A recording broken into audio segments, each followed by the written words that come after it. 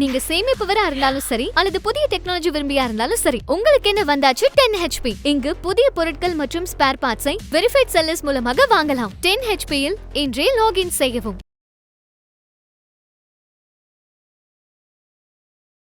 ஆரம்பத்தில் சொன்னதுதான். அதாவது அவர் வந்து ஒரு திரை பின்புலத்திலிருந்து மக்களுக்கு சேவை செய்கிற ஒரு நல்ல நோக்கத்தோட இந்த அரசியலுக்கு வரணும்னு நினைக்கிறாரு. அது வரவேற்கத்தக்க ஒன்று. இந்த நிலத்தில் வந்து நமக்கான உரிமைகள் மறுக்கப்பட்டு நமக்கான அத்தனை நகர்வுகளும் வந்து யாரோ ஒருத்தரால் இயக்கப்படுற மாதிரி ஒரு அடிமைத்தனமான ஒரு இதிலிருந்து நம்ம வெளியில் வரணும்னு நினச்சி தான் இந்த தமிழ் தேசிய பாதையை தேர்ந்தெடுத்து இதில் பயணித்தோம். சீமான் அவர்கள் தொடர்ந்து தமிழக வெற்றி கழகம், விஜய் அவர்கள் கூட கூட்டணி வைக்கலாம், அந்த கட்சி கூட கூட்டணி வைக்கிறதுக்கான வாய்ப்புகள் இருக்குது, என் தம்பி தான் விஜய் அப்படிங்கிற மாதிரி தொடர்ந்து பேசுறதுனால சீமான் அவர்களும் அந்த பக்கம் போவார், நாம் தமிழ் கட்சியும் அந்த பக்கம் போகுங்கிறதுனால அந்த விஜயோட அரசியலை வந்து நீங்கள் ஏற்கிறதுக்கு தயாராக இல்லையா? நீங்கள் ஏற்கனவே வந்து நாங்கள் தனியாக நிற்போம், தனிச்சு தான் அந்த அதிகாரத்தை வென்றெடுப்போம்னு சொன்னீங்கல்ல. இப்போ எதுக்காக நீங்கள் அவரோட போய் நிற்கணும்னு நினைக்கிறீங்க? அதாவது நம்ம யாரும் அரசியல் அனாதைகள் கிடையாது. காரணம் என்னென்னா, ஒருவேளை தேவை கருதியோ அல்லது ஒரு புகழ் வெளிச்சம் அதை வச்சு சம்பாதிக்க நினைக்கிற பிள்ளைங்களா இருந்தால் இந்த திராவிட கட்சிகள், தேசிய கட்சிகள் நோக்கி போயிருப்பாங்க. அது இல்லையே, தேவையில்லையே. நாம் தமிழ் கட்சி இந்த வாக்கு சதவீதம் குறையிறதுக்கான காரணமாக என்ன இருக்குது? நாம் தமிழ் கட்சியில் என்ன சரி செய்யாதனால இந்த வாக்கு சதவீதம் அதிகமாக உயரல? உட்கட்டமைப்பு வந்து பலகீனமாக இருக்குது. நிலையான அமைப்பியெல்லாம் இல்லைல்ல. வெறுமனை மேடை முன்னால் நின்று பேசுகிறது, மேடைக்கு முன்னால் நிற்கிறவங்க விசில் அடிக்கிறவங்கள பார்த்து நீங்கள் கட்சியை நடத்தி கொண்டு போய் சேர்த்துற முடியுமா? மக்கள் பிரச்சனையை வந்து நம்ம பேசணும். மக்கள் சார்ந்த பிரச்சனைகளுக்காக போராட்டங்களை அறிவிக்கணும். ஒரு அரசாங்கம் வந்து அதிகாரத்தில் இருக்காங்க அப்படின்னா அணுகுமுறைன்னு இருக்குல்ல, படிநிலைகள் இருக்குது. அந்த அடிப்படையில் தான் நம்ம போய் அந்த பிரச்சனையை தீர்க்கணுமே தவிர வெறுமனை மேடையை போட்டு அவங்கள எதிர்த்து பேசுகிறதுனால அந்த பிரச்சனைக்கு தீர்வு கிடச்சிருமா? அருண்குமார் சொன்னீங்கல்ல, அவர் உயரிய பொறுப்பில் இருக்கக்கூடிய ஒரு காவலர் அதிகாரி. அவர் குடும்பம் சார்ந்த அதை விமர்சித்து அது ஒரு பெரிய சர்ச்சை ஆயிடுச்சு. அப்போ சட்ட ரீதியாக சந்திக்கிறதுக்கு ரெண்டு தரப்பும் தயாராகி அதை விட்டுறணும், அவ்வளோதான். ஏன்னா உங்களுக்கும் வேலை இருக்குது, அவங்களுக்கும் வேலை இருக்குது. இதை விட்டு மறுபடியும் வந்து அதை பற்றியே பேசுகிறது அப்படின்னா இது என்னென்னா, நீங்கள் இறையாண்மைக்கு கட்டுப்பட்ட ஒரு அரசியல் கட்சி நடத்துறீங்கனாலும் சந்தேகம் வரும்ல. மக்கள் அப்படித்தானே பார்ப்பாங்க உங்களை.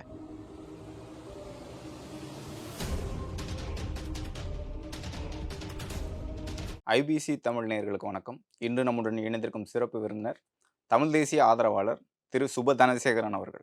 வணக்கம் சார். வணக்கம். தமிழ்நாட்டில் திராவிடம், தமிழ் தேசியம், அதே மாதிரி இந்திய தேசியம் பேசக்கூடிய காங்கிரஸ், இந்துத்துவ அரசியல் பேசக்கூடிய பாஜக, இந்த மாதிரியான அரசியல் தொடர்ந்து இருக்கு.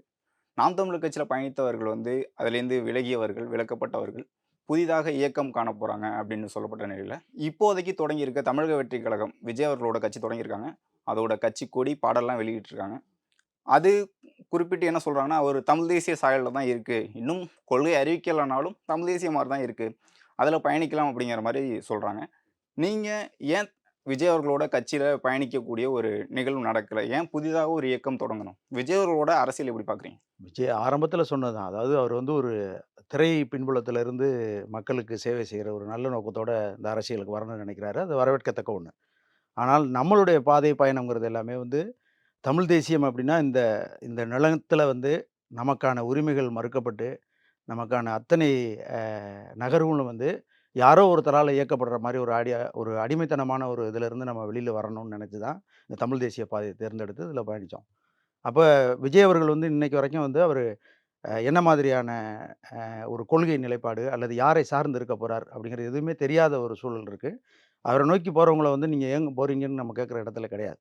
அவருக்கான ஆதரவுகள் இருக்கட்டும். ஆனால் நம்ம பாதை, நம்ம பயணம்ங்கிறது தெளிவா இருக்கணும். காரணம் என்ன, இந்த 14 ஆண்டுகள் நம்ம வந்து எல்லாத்தையும் ஒரு அனுபவ பாடமா நம்ம எடுத்துக்கிட்டோம். அந்த அடிப்படையில பார்த்தீங்கன்னா, இப்ப ஏன் இந்த இந்த இந்த தமிழ் தேசியத்தில வந்து இன்னொரு தேவை பிறக்குது அப்படிங்கிறது வந்து கடந்த இத்தனை ஆண்டு காலத்தில வந்து நம்ம நம்பி என்னென்னவெல்லாம் இதில மாற்றங்கள் இருக்கும், அ எத நோக்கி நம்ம பயணிக்கிறோம், ஒரு இலக்கு அப்படிங்கிறதெல்லாம் வச்சு, எது ஒண்ணுமே சாத்தியம் இல்ல. உதாரணத்துக்கு தேர்தல்ங்கிறது வந்து ஒரு வலிமை மிக்க ஒரு அதிகார அரசியல் அது. அதை நோக்கி நம்ம இன்னும் போகலைங்கிறப்ப நமக்கு வேறு வழி இல்லை. இன்னொன்று, எதிர்த்து யார் கேள்வி கேட்குற ஒரு சூழல் வந்தாலும் வந்து அவர்கள் அங்கேருந்து அப்புறப்படுத்தக்கூடிய சூழல் வந்து அந்த கட்சியும் அந்த தலைமையும் வந்துருச்சு. அப்படிங்கும்போது நம்ம வந்து ஏதோ ஒரு ஒரு இடத்துல போய் நம்ம கரைஞ்சு போகிற ஒரு நிலைப்பாட்டில் போயிடக்கூடாது. ஏன்னா உணர்வால் ஒன்றுபட்ட கூட்டம். அப்போ நமக்குன்னு ஒரு உறுதியான கொள்கை இருக்குது.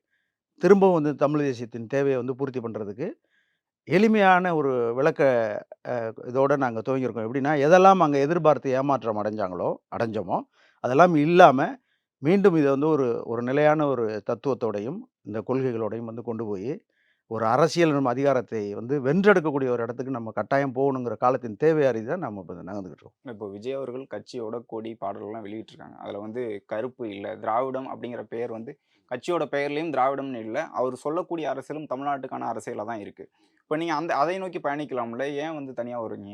இது என்னன்னா, இந்த தமிழ் தேசியம் அதிலும் இந்த நாம் தமிழர் கட்சியில நாங்க இருந்து பயணிச்ச காலங்கள், வெளியேறின காலங்கள், இது எல்லாமே பார்த்தீங்கன்னா வந்து ஒரு தத்துவ நிலைப்பாட்டுல சமரசம் இல்லாத ஒரு பாதைய தேர்ந்தெடுத்திருந்தோம். இப்ப அவர் இன்னும் அதான் சொன்னேன்ல, அவரு அறிவிக்கவே இல்லைல்ல. அவர் இப்ப சமீபத்தில நடந்த நிகழ்வுல கூட ஒரு ஏதாவது ஒரு ஒரு பத்திரிக்கையாளர் சந்திப்பின் மூலமா கூட ஒரு வெளிச்சத்துக்கு கொண்டு வந்திருக்கலாம்ல. அவர் எதுவுமே குடுக்கலையே. இல்ல சீமான் அவர்கள் தொடர்ந்து தமிழக வெற்றி கழகம், விஜய் அவர்கள் கூட கூட்டணி வைக்கலாம். அந்த கட்சி கூட கூட்டணி வைக்கிறதுக்கான வாய்ப்புகள் இருக்கு. என் தம்பி தான் விஜய் அப்படிங்கிற மாரி தொடர்ந்து பேசுறனால, சீமான் அவர்களும் அந்த பக்கம் போவார். நாம் தமிழர் கட்சியும் அந்த பக்கம் போகுங்கிறதுனால, அந்த விஜய் அவர்களோட அரசியல வந்து நீங்க ஏற்கறதுக்கு தயாரா இல்லையா? இல்ல அவங்களோட எப்படி வேணாலும் இருக்கலாம். ஏன்னா, இப்ப அவரும் வந்து தன்னோட தத்துவத்தில வந்து ஒரு பிறழ்வு, ஒரு நிலையில்லாத ஒரு அ போக்கத்தானே பார்க்குறாரு இப்ப அவரு. தனியா இருந்து தனியான தேர்தல் அரசியல், தனித்துவம்னு சொன்னவரு, கொஞ்சம் கொஞ்சமா தன்னுடைய தேர்தல் அரசியல் மூலமா இந்த ஒரு 4, 5 தேர்தல்கள் வந்து வாக்கு சதவீதங்கள் வந்து ஒரு ஒரு ஒரு இலக்க நோக்கி போகாதோட விளைவு ஒரு பலகீனமா பார்த்து கூட அந்த பக்கம் போகலாம்ல. அப்படிதான் நாங்க பார்க்குறோம். நீங்க ஏற்கனவே வந்து நாங்க தனியா நிப்போம், தனிச்சு தான் அந்த அதிகாரத்த வென்றெடுப்போம்னு சொன்னீங்கல்ல. இப்ப எதுக்காக நீங்க அவரோட போய் நிக்கணும்னு நெனைக்கிறீங்க? இப்போ சீமான் அவர்கள் கட்சி, நாம் தமிழர் கட்சியை விட்டுட்டு, இப்போ தமிழ்நாட்டை பொறுத்தவரைக்கும் திமுக, அதிமுக, காங்கிரஸ், பிஜேபி இருக்கு. உங்களுடைய அரசியலை முன்னெடுக்கும்போது, தமிழ் தேசிய அரசியல் முன்னெடுக்கும்போது, இதில காங்கிரஸோ, பிஜேபியோ போயிட்டு சேர முடியாத ஒரு நிழல் இருக்கும். அதே மாரி திமுகவுக்கு எதிராவும் தான் நீங்க பேச போறீங்க. ஆனா அதிமுக வந்து முன்பு இருந்த திராவிட அரசியலை விட்டுட்டு, இங்க தைப்பூசத்துக்கு விடுமுறை விடுறதா இருக்கட்டும், தமிழர் பண்டிகைகளுக்கான ஒரு முன்னுரிமை கொடுக்கிறதா இருக்கட்டும், அவரையே வந்து புரட்சி தமிழர் அப்படிங்கிற பட்டம் கொடுத்து அழைக்கக்கூடிய நிகழ்வு இருக்கட்டும். கல்யாண சுந்தரம் அவர்கள வந்து அதிமுகவுல தான் போய் இணைஞ்சிருக்காங்க. அந்த மாரி அதிமுகவும் தமிழ் தேசிய அரசியல் தான் முன்னெடுக்குது அப்படின்னு தொடர்ந்து பரப்புரை பண்றாங்க. அதிமுக பக்கம் போயிட்டு நீங்க பயணிக்கலாம்ல. இல்ல இதுல என்னன்னு பார்த்தீங்கன்னா, எங்களுடைய இந்த துவக்கம் இந்த இந்த தேவையே வந்து கடந்த ஒரு 1 1/2 வருடமா நாங்க வந்து இத ரொம்ப தீர்க்கமா ஆலோசிச்சோம். அ வெற்றிக்குமரன், புகழேந்தி மாறன், நானு இதேபோல இன்னும் நெறையா ஆளுமைகள் ஏற்கனவே இப்ப சமீபத்தில கூட தொடர்ந்து சந்திச்சுட்டு இருக்கோம். இப்ப நேத்து கூட அதியமான்னு ஒருத்தர் அவரெல்லாம் ஆரம்ப கால துவக்க காலத்துல இருந்து இருந்தவரு. அப்ப எல்லாரும் ஒன்றிணைஞ்சு நாங்க இதுல பேச ஆரம்பிச்ச உடனே என்ன இதுலருந்து ஒரு வெளிப்பாடு அப்டின்னா, நீங்க சொன்ன மாதிரி நம்ம வந்து அதிமுக, திமுகன்னு எல்லாமே திராவிட சித்தாந்தம் தானே. இப்ப நம்ம ஏன் திரும்ப வந்து இத வந்து ஒரு இந்த தமிழ் தேசியத்தின் தேவைய வந்து அ வெளிச்சத்துக்கு கொண்டு வரணுங்கிற கட்டாயத்தையும் இவரு தான் உருவாக்கியிருக்காரு. காரணம் நான் முதல்ல சொன்னது தான். இதுல எந்த ஒரு நிலைப்பாட்டுக்குள்ளயும் நீங்க உறுதியா போகவே இல்லைல்ல. அப்ப எங்கள போல மாநிலம் தழுவிய சுற்றுப்பயணம் இப்ப ஆரம்பிச்சிருக்கோம். இப்ப எல்லா இடங்களும் போயிட்டு இருக்கோம், சந்திக்கிறோம். எல்லா இடத்துலயும் பார்த்தீங்கன்னா வந்து, அவங்க இத உறுதியா சொல்றாங்க. இத தான் நாங்க எதிர்பார்த்தோம். நமக்குன்னு அதாவது நம்ம யாரும் அரசியல் அனாதைகள் கிடையாது. காரணம் என்னன்னா, ஒருவேளை தேவை கருதியோ அல்லது ஒரு புகழ் வெளிச்சம் இத வச்சு சம்பாரிக்க நினைக்கிற பிள்ளைங்களா இருந்தா, இந்த திராவிட கட்சிகள், தேசிய கட்சிகள் நோக்கி போயிருப்பாங்க. அது இல்லையே, தேவையில்லையே. உணர்வால ஒன்றுபட்ட பிள்ளைகள் தன்னுடைய பொருளாதாரத்தை இழந்து, தன்னுடைய வாழ்வாதாரம், மத்தபடி வந்து குடும்பம், சூழல், சமூகம்ங்கிறதெல்லாம் தாண்டி தான் இதில வந்து ஒரு தன்னெழுச்சியா பயணிக்க ஆரம்பிச்சாங்க. அப்ப குறைஞ்சபட்சம் வந்து அவங்களுக்கு ஒரு அங்கீகாரம் தான் இதில எதிர்பார்த்தாங்களே தவிர எல்லாருமே, நாங்க உள்பட வந்து எதிர்பார்த்தது என்ன அப்டின்னா, நம்மளோட உழைப்புக்கான ஒரு குறைஞ்சபட்ச அங்கீகாரம் இருக்கணும். அடுத்து இலக்கை நோக்கி நம்ம உறுதியா போறதுக்கான நகர்வுகள் வந்து நம்பகத்தன்மையா இருக்கணும். அப்ப இல்லாதபோது, இதிலிருந்து வெளியேற்றப்பட்டோ அல்லது வந்து நம்ம வந்து நீக்கப்பட்ட பிள்ளைகள் வந்து அந்த அந்த அந்த எந்த இடத்துல நம்ம ஏமாந்தோமோ, அந்த ஏமாற்றத்தை பூர்த்தி செய்றதுக்கு தானே அந்த எண்ணங்கள் திரும்ப மனசுக்குள்ள வருமே தவிர, நம்ம மறுபடியும் போய் வேற எங்கேயோ இவர் இவர் வேண்டான்ட்டாரு, இல்ல இவரு வேற நம்ம வேண்டான்னு சொல்லிட்டோங்கிறதுக்காக, நம்ம போய் வேற ஒரு இடத்துல நிக்கிறதுக்காக இந்த பாதைய நம்ம தேர்ந்தெடுக்கலைல்ல. அத யாருமே உடன்படவும் இல்ல. இப்ப கிட்டத்தட்ட பார்த்தீங்கன்னா, ஒரு 1 1/2 மாசமா நாங்க போயிட்டுருக்கோம். எல்லா இடங்களும் போய் எல்லாரையும் சந்திக்கிறோம். எல்லாருமே சொல்றது அதுதான். நம்ம எங்க இருந்து ஏமாந்து எத இழந்தோமோ, அத நம்ம மறுபடியும் வந்து மீட்டுருவாக்கம் பண்றதுக்கு இது ஒரு அவசியமான தளம். உதாரணத்துக்கு வந்து திமுகல பாதிக்கப்படுறாங்க அப்படின்னா, அவங்களுக்கு ஒரு மாற்று ஆறுதலா எப்படி அதிமுகக்குள்ள போறாங்களோ, தேசிய கட்சிகள்ல மாறிக்கிறாங்களோ, அதுபோல ஏன் தமிழ் தேசியத்தில இன்னொரு தமிழ் தேசியம் இருக்கக்கூடாது? இது ஒரு ஆரோக்கியமான சிந்தனை தானே! அந்த அடிப்படையில தான் நம்ம அந்த பயணத்த துவங்கியிருக்கோம். இப்ப நாம் தமிழர் கட்சியை பொறுத்தவரைக்கும் 2016 தேர்தல், 19, 21, 24 அப்படி தொடர்ந்து தேர்தல போட்டியிட்டு இருக்கும். எந்த ஒரு தேர்தலையும் வந்து தனித்து தான் போட்டியிட்டாங்க. அதே மாரி எந்த தேர்தலையும் புறக்கணிக்கல. நாம் தமிழர் கட்சிய பொறுத்தவரைக்கும் 1% 3% மாறுனுச்சு. அதன் பிறகு 6 அதன் பிறகு 8% மாறியிருக்கு. ஆனா அவர்கள் வந்து நாம் தமிழர் கட்சி 10லேருந்து 15% வாக்குகள் வாங்குவோம். 2024 தேர்தல பொறுத்தவரைக்கும் சொன்னாங்க. ஆனா அந்த வாக்குகள் வாங்கல. நாம் தமிழர் கட்சி இந்த வாக்கு சதவீதம் குறையறதுக்கான காரணமா என்ன இருக்கு? நாம் தமிழர் கட்சியில என்ன சரி செய்யாதனால இந்த வாக்கு சதவீதம் அதிகமாக உயரல சார்? அதான் அடிப்படையா பார்த்தீங்கன்னா, கட்டமைப்புங்கிறது வந்து ப அறவே இல்லங்கிற மாரி நிலைக்கு வந்துருச்சு இப்ப. உட்கட்டமைப்பு வந்து பலகீனமா இருக்கு. அடுத்து வந்து ஒரு நிலையான அமைப்பியலா இல்லைல்ல. இப்ப நீங்க ஏதோ ஒரு தேர்தலுக்கு முன்னாலே வந்து ஒரு செயற்குழு, பொதுக்குழுன்னு கூடுறதோ, அல்லது வந்து கட்சியின் கடைக்கோடியா இருக்கக்கூடிய வந்து ஒன்றியங்கள்ல ஏன்னா சிற்றூர்கள்ல போய் அந்த கட்சி சேராம நீங்க வந்து வெறுமனே மேடை முன்னால நின்னு பேசுறது, மேடைக்கு முன்னால நிக்கிறவங்க விசில் அடிக்கிறவங்கள பார்த்து நீங்க கட்சிய நடத்தி கொண்டு போய் சேர்த்துற முடியுமா? அந்த இது இருக்குல்ல. இப்ப பார்வையாளர்கள் அப்படின்னா வந்து வெறும் பார்வையாளர பார்க்கக்கூடாது. வாக்காளர்கள எப்படி நீங்க ஈர்ப்பீங்க போய்? அப்ப அவங்கள்ட்ட வந்து உங்களுடைய தத்துவத்தையும், உங்களுடைய நிலைப்பாடையும் உறுதியா சொல்லணும்ல. நம்ம செயல்ல செயல்ல ஒரு ஒரு தெளிவற்ற எதுவும், பேச்சுக்கள்ல மட்டும் ஒரு எதுவும் வந்து என்ன ஒரு ரசிக மனப்பான்மையா போயிரும்ல. அப்படித்தான் இந்த தேர்தல் வருது. அடுத்து இங்க என்ன சிக்கல் நடந்துகிட்டு இருக்கு இப்படி தொடர்ந்து அப்படின்னு பார்த்தீங்கன்னா, வேட்பாளர் அறிவிப்புல வந்து அப்பையிலிருந்தே இந்த சிக்கல் போயிட்டு இருக்கு. அந்தந்த பகுதி சார்ந்த பிள்ளைங்கள் இப்ப ஒரு ஒருத்தர் நீங்க அறிமுகப்படுத்துறீங்க அப்படின்னா, அந்த மண் சார்ந்த பிள்ளையா, அந்த மக்களுக்கு அறியப்பட்ட பிள்ளையா இருக்கணும்ல. அது எதுவும் ஒண்ணுமே இல்லாம எங்கேயோ ஒரு இடத்துலருந்து கொண்டாந்து போடுறது, அதுக்கு நீங்களா ஒரு காரணத்த தேடி சொல்லிக்கிட்டு, இப்ப அதனால தான் இப்ப நீங்க இப்ப கேட்டதுக்கு தான் அந்த இப்ப நாங்க அதுலருந்து வெளில வந்துட்டோம். ஏன்னா பேசி இதுலருந்து நம்ம ஏதோ அவங்கள குறை சொல்ற இடத்துல இருக்கிற மாரி, எங்களுக்கு வேற நோக்கம். அதாவது இதிலிருந்து நம்ம நல்லபடியா வந்து அடுத்த கட்டமாவது மக்கள் நம்புற மாரியான ஒரு வேலைய செய்யணுங்கிறக்காக இப்போ நீங்க இறங்கி வேட்பாளர் குறிப்பிட்றீங்க. அதே மாரி பொறுப்பாளர்கள் மாற்றம் தொடர்ந்துகிட்டே இருக்கு. கட்சி நிக்கிறாங்க ம். அப்படிங்கிற மாரி தொடர்ந்துட்டு இருக்கு. அதுக்கு மாற்றாக நீங்க முன்வைக்கும்போது, அத சரி செய்யறதுக்கான செயல் திட்டம் இருக்கா உங்ககிட்ட? உறுதியா இருக்கு. அதான் இப்ப பாருங்களேன், அதான் சொல்லுவாங்கல்ல, கீழிருந்து மேல ஒரு ஒரு எந்த ஒரு செயல்பாடும் வந்து கீழிருந்து மேல கட்டியமைக்கப்படும்னு சொல்லுவாங்க. மேல இருந்து கீழ கொண்டு போகக்கூடாதுல்ல. அப்ப அந்த அடிப்படையில நாங்க எதுக்கு எல்லாரையும் போய் பார்க்குறோம், சந்திக்கிறோம் அப்படின்னா, இதுல வந்து யாரையும் போய் கலைக்கணும். எந்த ஒரு இடத்துலயும் நாங்க அந்த மாரி அங்க இருக்கிறவங்கலாம் வந்துருங்க அப்படிலாம் யாரையுமே பார்க்க கிடையாது. நாங்களா போறோம். எங்கள நோக்கி வந்து பேசுறாங்க. பேசுறவங்க பூரா சொல்றது என்ன தெரியுமா? நம்மளாவது வந்து இந்த மாவட்ட நிர்வாகங்கிற மாரி அதன் கீழ வந்து தொகுதி, ஒன்றியம்னு கட்டமைச்சு, இத வந்து முழுமையா அங்கருந்து செயல்பட வச்சோம் அப்படின்னா, மக்கள் பிரச்சனைய வந்து நம்ம பேசணும். மக்கள் சார்ந்த பிரச்சனைகளுக்காக போராட்டங்கள அறிவிக்கணும். அந்த போராட்டங்களின் அடிப்படையில இப்ப ஒரு அரசாங்கம் வந்து அதிகாரத்துல இருக்காங்க அப்படின்னா, அணுகுமுறைன்னு இருக்குல்ல, படிநிலைகள் இருக்கு. அந்த அடிப்படையில தான் நம்ம போய் அந்த பிரச்சனைய தீர்க்கணுமே தவிர, வெறுமனே மேடைய போட்டு அவங்கள அவங்கள எதிர்த்து பேசுறதுனால அந்த பிரச்சனைக்கு தீர்வு கிடைச்சிருமா? அப்படித்தானே நீங்க வரிசையா செஞ்சு இப்ப இந்த வாக்கு விகிதங்கள் வந்து நீங்க எதிர்பார்த்த வாக்க நீங்க கொண்டு வந்து சேர்க்க முடியல இன்னைக்கு வரைக்கும். அப்ப இந்த தவறுகள் வரக்கூடாதுங்கிறதுல நம்ம தெளிவா இருக்கிறோம். இப்போ நாம் தமிழர் கட்சியிலேருந்து விலகியவர்கள் திமுகவுக்கு ராஜீவ்காந்தி போயிருக்காங்க. அதிமுக கல்யாண சுந்தரம். இத மாரி சில கட்சிகளுக்கு மாறிக்கிட்டே இருக்காங்க.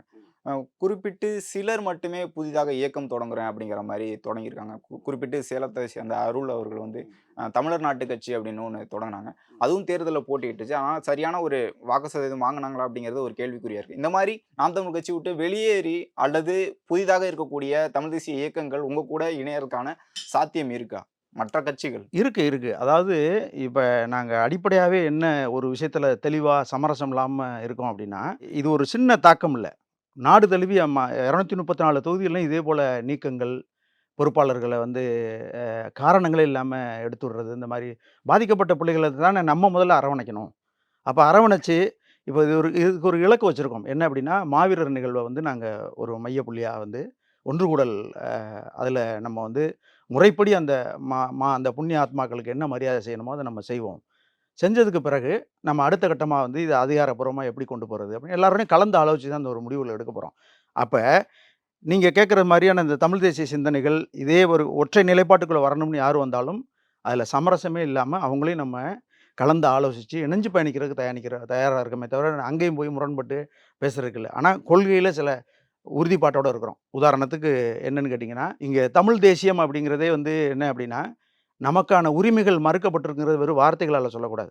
மொழிச் சிதைவு, பண்பாட்டுச் சிதைவு, நாகரீகம், என்ன நமக்குன்னு ஒரு கலை, கலாச்சாரம், மரபியல் கோட்பாடு, தமிழர்களுக்குன்னு ஒரு ஒரு வாழ்வியல் இருக்குல்ல. இது எல்லாமே மெல்ல, மெல்ல, மெல்ல நம்ம அப்புறப்படுத்தப்பட்டு ஒரு நுகர்ச்சி, ஒரு கவர்ச்சியின் கலாச்சாரத்துக்கு பின்னால நம்ம வந்துட்டோங்கிறப்ப, நான் வந்தவங்கள எல்லாம் குறை சொல்லக்கூடாது. உதாரணத்துக்கு பிறமொழியாளர்கள்ங்கிறது இன்னைக்கு கிடையாது. இந்த மண்ல வந்து கிட்டத்தட்ட 60, 70 ஆண்டுகளா எல்லாரும் இங்க கலந்து இருக்கிறாங்க. அப்படிங்கும்போது, "நீ ஏன் வந்த? நீ எதுக்கு இருக்கன்னு?" கேட்கிறத விட்டுட்டு, எனக்கு எது வேணுங்கிறத நான் தேடணும். நான் எதை இழந்திருக்கிறேன்? இந்த இடத்துல வந்து நான் ஒரு தூய தமிழ் குடியில் பிறந்தவனாக, என் மண் சார்ந்த, என் வளம் சார்ந்த விஷயங்கள நான் வந்து முன்னெடுக்கிறதுக்கு, எனக்கு இந்த அரசியல் தளம் வேணும். எனக்கு அதிகாரம் வேணும். இப்ப அதுக்குள்ள போய் நான் செய்ய ஆரம்பிச்சனாலே, கொஞ்சம் கொஞ்சமா வந்து இது வளர்ச்சிகள நோக்கி போகும். நான் அதன் மூலமா எங்களுடைய அத்தனை இதையும் நம்ம மீட்டு உருவாக்கம் பண்ண முடியும்னு நம்பிக்கை இருக்கு எங்களுக்கு. நாம் தமிழ் கட்சி மீதான விமர்சனம் என்னன்னா, இங்க இருக்கக்கூடிய பிற மொழியினரை எதிர்க்கிறாங்க அப்படிங்கிற மாரி ஒரு விமர்சனம் இருக்கு. தமிழ்நாட்டை தமிழன் தான் ஆளணும் அப்படிங்கிறத தொடர்ந்து சீமான் அவர்கள் முன்வைக்கிறாங்க. இங்க இருக்கக்கூடிய பிற மொழியினரை எதிர்க்காத ஒரு கருத்த வந்து முன்வைக்க போறீங்க. ஒட்டுமொத்த மக்களுக்கான அரசியல், அதுல வந்து தனித்துவம்னு பார்க்க போனீங்கன்னா, இந்த தமிழ் தேசியம். தமிழ் தேசியத்துக்குன்னு ஒரு ஒரு அடிப்படை கோட்பாடு இருக்குல்ல. எனக்கான உரிமைகள் வந்து இங்க இருக்கா?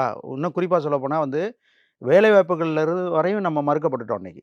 எல்லாமே வந்து கொஞ்சம் கொஞ்சமா வந்து நமக்கான வாழ்வாதாரம், வேலை, வேலை இழப்பு இதெல்லாம் வரும்பொழுது நான் அத தூக்கி பிடிக்க வேண்டிய இடத்துக்கு மறுபடியும் வர்றேன்ல. இப்ப ஏன் மத்தவங்க வந்து ஓட ஆதிக்கம் இங்க நெறையா வந்தது வந்து இத்தனை காலத்துல வந்து சரி செய்யப்படாத ஒரு ஒரு சூழல் வந்ததுக்கு பிறகு, நான் அத குறை சொல்றத விட, நான் அத சரி பண்ணணுங்கிறதுக்கு வரணும்.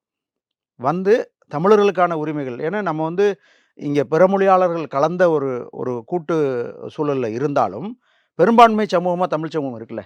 இப்ப அவங்களுக்கான ப உரிமைகள நம்ம மீட்டெடுக்க வேண்டியது அப்படின்னா, இது நம்மளுடைய கடமை, பொறுப்பு இல்ல இருக்கு நாம் நமக்கு. தமிழர் கட்சி பொறுத்தவரையும் தொடர்ந்து சொல்றது என்னன்னா, இப்ப நீங்க ஈரோடு தேர்தலா இருக்கட்டும், அங்க வந்து நாம் தமிழர் கட்சிக்கும் ஒரு சமூகத்துக்கும் பிரச்சனை வந்துச்சு. அதே மாரி தமிழ்நாடு முழுக்க வந்து இஸ்லாமிய கிறிஸ்தவர்கள் வந்து திமுக, அதிமுகவுக்கு தான் வாக்கு செலுத்துறாங்க அப்படிங்கிற ஒரு நிலை இருந்துச்சு.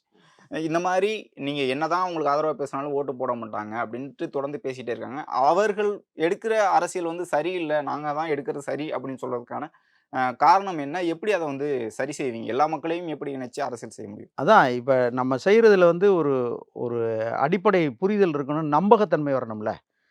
நான் சொன்னதுதான் தேர்தல் வேட்பாளர் நியமனத்திலருந்து நீங்க துவங்கணும். சரியான வேட்பாளர்களா நம்ம நியமிக்கிறோமா? அந்த பகுதி சார்ந்த பிள்ளைய நம்ம போடுறோமா? அங்க இருக்கக்கூடியவங்கள கலந்து ஆலோசிக்கிறோமா? இது எல்லாமே இருக்குல்ல. எங்கேயோ ஒரு இடத்துல உட்காந்து நான் வந்து போடுறவனுக்கு கீழ நீ வேலை செய்யணும். நான் சொல்றத நீ கேட்கணும் அப்படின்னு போகும்பொழுது, வேணா அந்த கட்சியில பயணிக்கிற பிள்ளைகளுக்கு வேணா இது வந்து ஒரு ஒரு தாரக மந்திரம் மாரி கேட்டுக்கிட்டு இருப்பாங்களே தவிர வந்து, மக்கள் ஓட்டு போடணும்ல. என்னைய நம்பணும்ல யாருன்னு பார்க்கணும். அப்ப வாக்கு அரசியல வெல்லணும் அப்படின்னா வந்து, மக்கள் சார்ந்த பிரச்சனைகளோட தொடர்ந்து நான் பயணிக்கணும். உதாரணத்துக்கு அந்த பகுதியில ஏதோ ஒரு பிரச்சனை இருக்கு அப்படின்னா, அந்த அந்த பிரச்சனைய சரி செய்யாத ஆட்சியாளர், இப்ப வந்து போலி வாக்குறுதிகள் குடுத்து இன்னைக்கு அதிகாரத்த நோக்கி வந்தும் தீர்க்கப்படாத பிரச்சனைகள் மாநிலம் பூரா நெறைய இருக்கு இன்னைக்கு. அப்ப அது ஏதோ நம்மள்ட்ட ஒரு முறைப்பாடு நம்புறாங்க, நம்மள நம்புறாங்க. அப்ப அந்த பிள்ளைங்க வந்து சரி பண்ணி குடுப்பாங்க அப்படின்னு வர்றாங்க அப்படின்னா, அவங்களையும் ஒன்று திரட்டி தான் இது வந்து நீங்க ஒரு ஒரு படிநிலைகளோட அந்த போராட்டத்த கொண்டு போயி அத சரி செய்யும் பொழுது, அது எனக்கு வாக்கா மாறுமா? மாறாதா? உறுதியா மாறும். அப்படித்தான் இந்த வாக்கு அரசியல நீங்க வந்து கொண்டு போணும். ஜனநாயக பார்வையும் அப்படித்தான் இருக்கு. இப்போ திமுக, அதிமுகவ பொறுத்தவரைக்கும் நீண்ட காலமா ஆட்சியில இருந்திருக்காங்க. அதேமாரி இந்திய கட்சிகள், தேசிய கட்சிகள் வந்து பிஜேபி, காங்கிரஸ் அவர்களுக்கு ஒரு பொருளாதார பின்புலம் இருக்கு. நாம் தமிழர் கட்சி, தமிழ் தேசிய கட்சிகள் வந்து தொடர்ந்து சொல்றது வந்து, எங்களுக்கு சரியான பொருளாதாரம் இல்ல. மக்கள்ட்ட பணம் வாங்கி தான் நாங்க அரசியல் செய்றோம் அப்படிங்கிற மாரி இருக்கு. உங்களுடைய அமைப்பு, உங்களுடைய இயக்கத்துக்கான பொருளாதார பின்புலம் தேவைப்படும்னு நினைக்கிறீங்களா?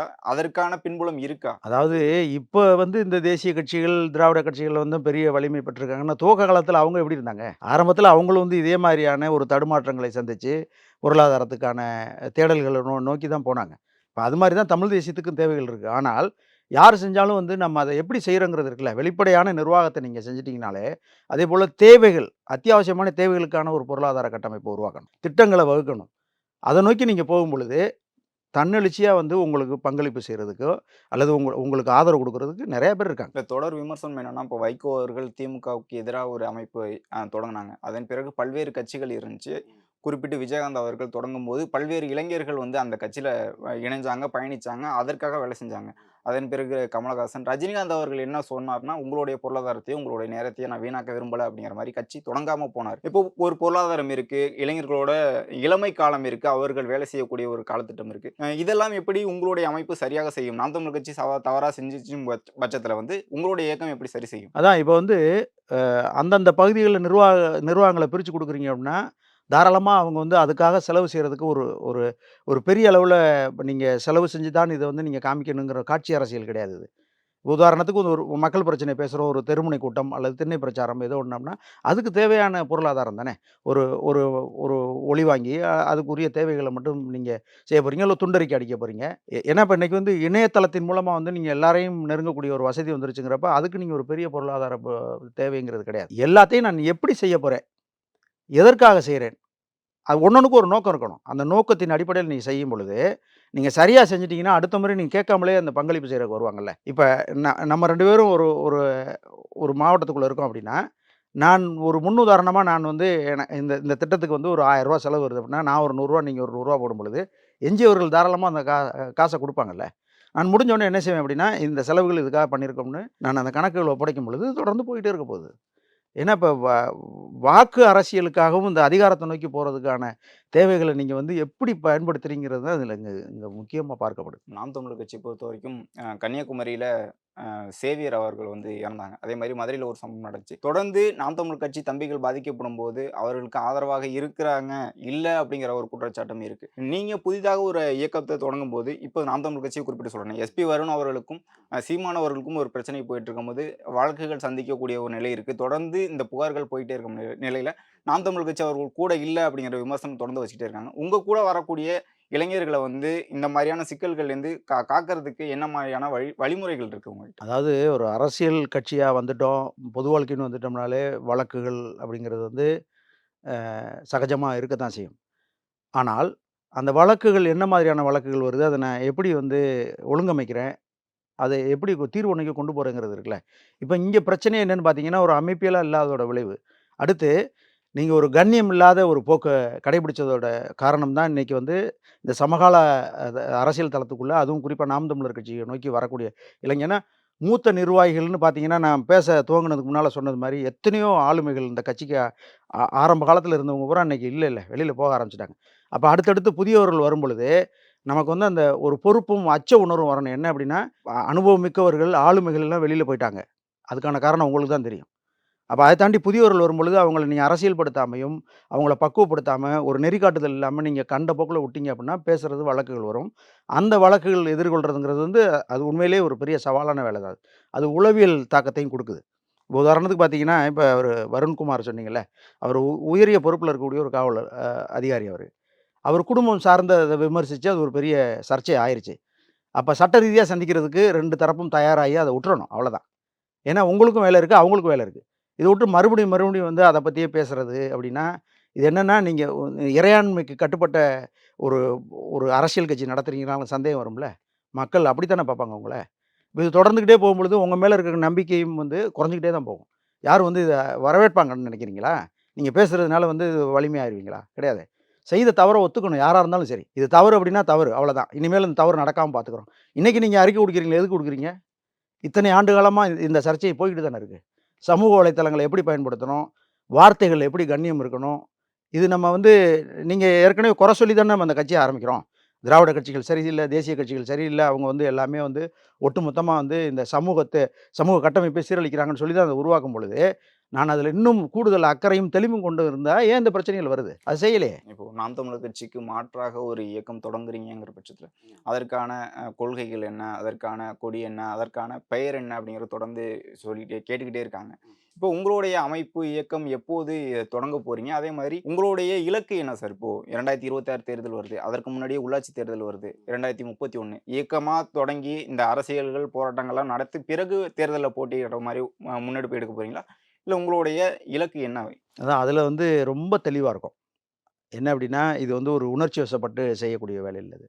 இதற்கு இன்னும் கால அவகாசங்கள் தேவைப்படுது. சந்திப்புகள் இன்னும் போய்க்கிட்டு இருக்கு. ஏன்னா, நாங்க மட்டும் முடிவெடுக்கிற இடத்துல இல்ல. எங்களைப் போலவே பாதிக்கப்பட்டு இதில மௌனமா இருக்கக்கூடிய எல்லாரையும் சேர்த்து, இந்த கருத்தொற்றுமையா இத உருவாக்கி, அதற்கு பிறகு தான் நம்ம வந்து இத என்ன மாதிரி எடுக்கப் போறோம், முன்னெடுக்கப் போறோங்கிறது இருக்கு. ஆனா உறுதியாக தேர்தல் அரசியல் தான். இது சும்மா ஒரு இயக்கமா வந்து எங்கேயோ போய் கரைஞ்சு போற மாரியோ, அல்லது இவங்க எங்கள விமர்சிக்கிறாங்கல்ல இப்ப. யாருன்னே தெரியாது. எங்களயெல்லாம் யாருன்னே தெரியாது. எழுதுறாங்க. எழுதுறத இவங்க ரசிக்கிறாங்க. என்ன அப்டின்னா, இவங்க அங்க அங்க விலை போயிருவாங்க, இங்க விலை போயிருவாங்கன்னு. உங்களுக்கு பதில் சொல்லணுங்கிற அவசியம் எங்களுக்கு கிடையாது. பொறுத்திருந்து பாருங்க. நாங்க என்ன மாதிரியான செயல் வடிவங்கள்ல முன்னோக்கி வர்றோம்னு பாருங்க. அப்ப இதுக்கான வேலைகள துவங்கியிருக்கோம். இது இன்னும் போகும். நான் சொன்னது மாதிரி வந்து இப்போதைக்கு எங்களுடைய இலக்குங்கிறது வந்து மாவீரர் நிகழ்வ வந்து ஒருங்கிணைச்சு அத சிறப்பா நடத்துறதுக்கு மாநிலம் முழுவதும் நாங்க அந்த பயணத்த தொடர்ந்து போயிட்டுருக்கோம். அதன் பிறகு தான் இந்த அதுக்கு பிறகு தான் நாங்க வந்து இத எப்படி வந்து நம்ம அதிகாரப்பூர்வமா அறிவிக்கிறது, என்ன மாதிரியான கூட்டு நிர்வாகம் இது எப்படி இருக்க போகுது, யாரெல்லாம் நம்மளுக்கு வந்து ஆதரவு தர்றாங்க, ஆதரவு தர்ற எல்லாரையும் நம்ம தொடர்றதா, அல்லது எப்படி போறோங்கிறதெல்லாம் பின்னோக்கி பார்க்கலாம் நீங்க. சரிங்க சார். இவ்வளவு நேரம் உங்களுடைய நேரத்தை ஒதுக்கி உங்களுடைய கருத்துக்களை தெரிவித்ததுக்கு மிக்க நன்றி. கரெக்ட். நீங்க சேமிப்பவரா இருந்தாலும் சரி அல்லது புதிய டெக்னாலஜி விரும்பியா இருந்தாலும் சரி, உங்களுக்கு என்ன வந்தாச்சு 10 HP. இங்கு புதிய பொருட்கள் மற்றும் ஸ்பேர் பார்ட்ஸை வெரிஃபைட் செல்லர்ஸ் மூலமாக வாங்கலாம். 10 HP யில் இன்றே லாகின் செய்யவும்.